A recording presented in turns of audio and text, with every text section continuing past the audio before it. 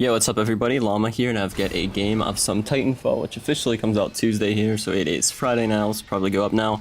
Friday usually takes forever, but I think I'll upload this one right away. It should go up. So, yeah, this game comes out Tuesday. It was really pretty nice, something to play finally. After I was playing the South Park game, I only rented it, and I got to a glitch on the one part where I'll probably make a separate video on it, but it is where you go to the PTA meeting where you're trying to like get accepted in with the Goths or whatever. I don't know if I use this gameplay already or not, but if I did, it doesn't matter. I'll have new stuff on Tuesday, but I think this is a new one. I'm not completely sure though. It looks kind of like I may have used it already, but whatever. It was just whatever was on my computer, so I decided to use it. But yeah, for the stick of truth, it was cool so far. Only I got to the quest where you have to like get in with the Goth kids, and there's one part where you go to these school assembly. I'm not giving away any spoilers here. It's kind of like a side thing in the quest. It's not the storyline of it. And then Randy's supposed to teach you a new fart, which is like it's similar to the shouts in Skyrim, only you have fart powers in this game. It's kind of funny. So yeah, you're supposed to talk to him and then go in a bathroom and he teaches it to you, but I can't get him to go into the bathroom and teach it to me, so it's kind of a game-breaking glitch there. I have an update for the game available, which I'll probably update. I didn't update my PlayStation. I just did that yesterday, so now I can download the game update, and hopefully it'll work. If not, I'll load an earlier save, but that's going to be kind of retarded if there's a game-breaking glitch in that game like that, because up until that point, I was having a lot of fun with that game. It was, well, I thought it was going to be pretty stupid, but it was actually really fun. It was not as detailed as Skyrim. The detail in that game is, like, top-notch, like all the weapon abilities and stuff like that, how you can modify everything, put on different equipment and stuff.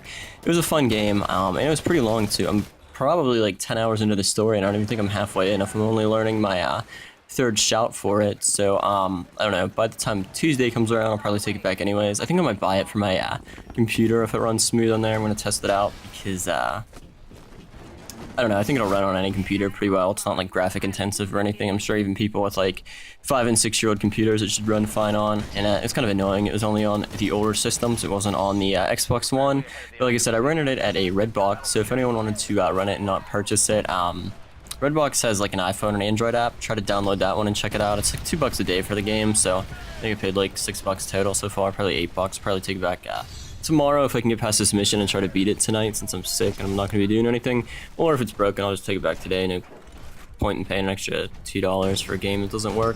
But yeah, we got Titanfall coming out Tuesday, which would be cool. So a lot of people were saying it's not going to kill Call of Duty just because it is Xbox exclusive, but it's going to come out for the Xbox One on the 11th and then the 360 on the 25th, so well, it's not going to kill Call of Duty. I think this is what it is going to do to it. It's going to destroy Call of Duty on the Xbox once people play this for the 360. Everyone was saying it was sucked.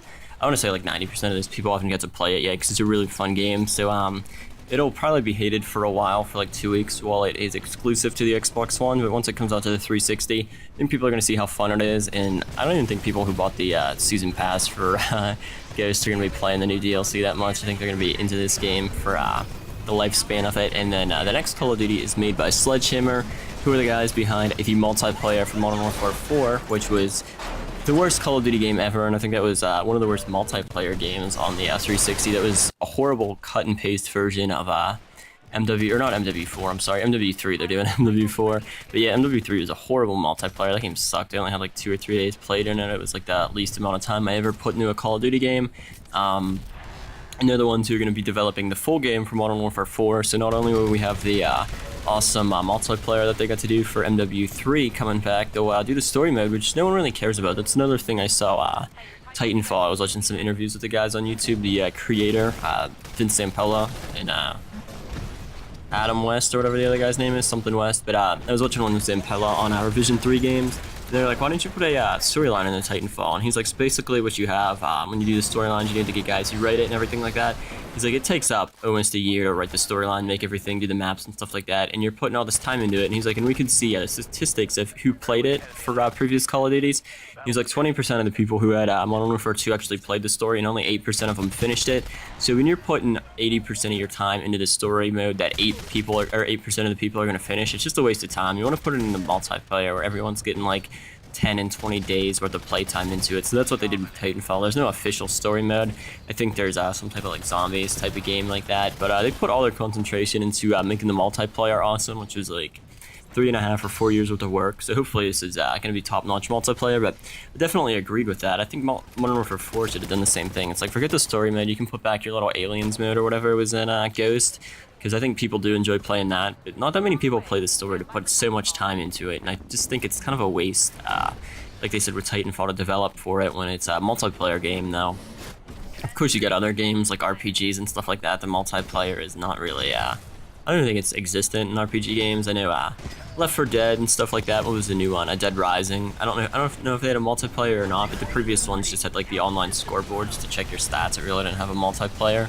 Only they love listing checking your stats as a multiplayer game type on the case. So people get fooled into thinking it has TDM or something. But like games like that, you don't have a multiplayer, or if you do, it's gonna suck. Tomb Raider, new one. So of course you want to develop most of your time into the campaign mode, but your games like Call of Duty and all these first-person shooters and stuff like that, you definitely want to put a lot of time into the multiplayer, most of your time into it.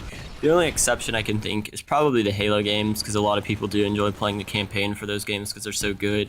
But I don't think I ever finished the campaign for Halo 4, which it was still a fun game. It just, I don't know, not as fun to me after Call of Duty and stuff like that came out, which I think is what, I already said this before, what Titanfall is going to do to Call of Duty. It'll take how Halo 2 and all that stuff was a huge, Halo 3 was even a huge game in MLG and stuff like that, and then Call of Duty 4 came out, kind of destroyed it. Modern Warfare 2 finished it off. This new the new Halo game still came out, sold pretty well, but no one really played them like Halo 4. I think people played it for a week or two and then just started playing Call of Duty, because that's why they released it 2 weeks before Call of Duty, because they're like, if we release it at the same time or after, no one's going to get this game. So it'll still do a lot of sales, but I don't think people are going to play it. I think most people will put time into Titanfall instead of Call of Duty, just like Call of Duty did to Halo. And especially, like I said, with Modern Warfare 4 coming out, I think that game's gonna suck. Although Treyarch has a new game coming out in 2 years, they get 3 years to work on it. So in 2 years we'll see their game.